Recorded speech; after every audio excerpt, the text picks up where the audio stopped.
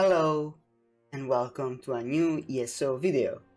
This is Horan and today we will be talking about the new Stonethorn DLC that has been around for PC for a couple of weeks now and just last week released for console. As always, the DLC content is included in the ESO Plus subscription, otherwise you can purchase it in the game store for 1500 crowns or 4000 if you want also the pet, mount and experience scrolls. Stonethorn introduces two new dungeons that tie in with the Dark Heart of Skyrim storyline, started with the Harbor Storm DLC and continued with the Greymoor chapter review here earlier this year, Castlethorn and Stonegarden with related quests and veteran difficulties.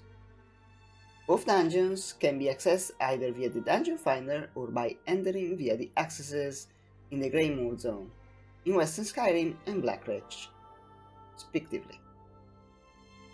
After the events of the Greymoor chapter, Wendis from House Ravenwatch, whom you may remember from either Greymoor or Rivenspire, sets off to find the Grey Host's allies in the two locations, and she will be the quest giver for both dungeons for you.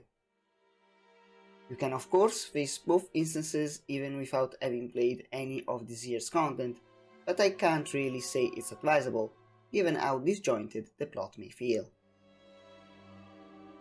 Castlethorn. Castlethorn is a 5-boss dungeon set in your typical gothic looking castle, reminiscent of Stoker and very obvious real-life references. I will mention midstream Westminster Abbey in particular.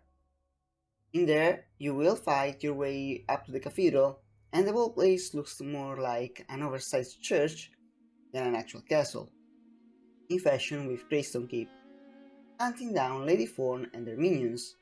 Once she's made clear, she's thrown her lot with the Grey Host. There are way creepy details here and there, and the 5 bosses are, at least on normal, already interesting. Some are your typical tank and spank, others are more involved, with ad management or split up mechanics, but otherwise relatively easy. What counts most here is the spectacle of the location, and if you, like me, got a weak spot for medieval and gothic architecture, the place is a feast for the eyes. Stonegarden. Stonegarden is a 3-boss dungeon instead, set in an underground Dwemer ruin turned werewolf laboratory, and you're hunting the mad alchemist Arcasis behind the experiments run there.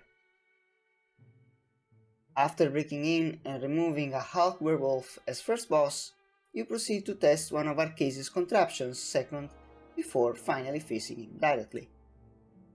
Throughout the whole dungeon, mobs drop potions that allow you to shapeshift into giant werewolves as well, and at the end the same mechanic is key to defeat the boss.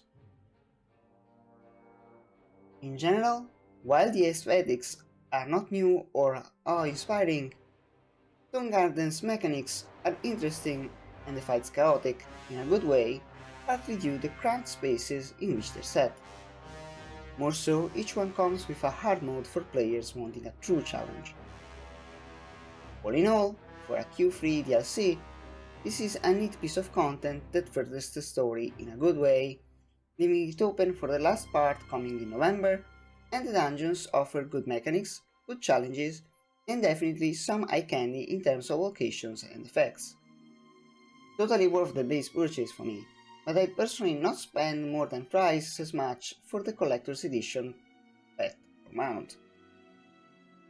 Let me know what you think of the DLC and this review in the comments. I also stream on twitch.tv/warandfree from Tuesday to Sunday at half 3 in the afternoon CET. ESO, WoW and FF14.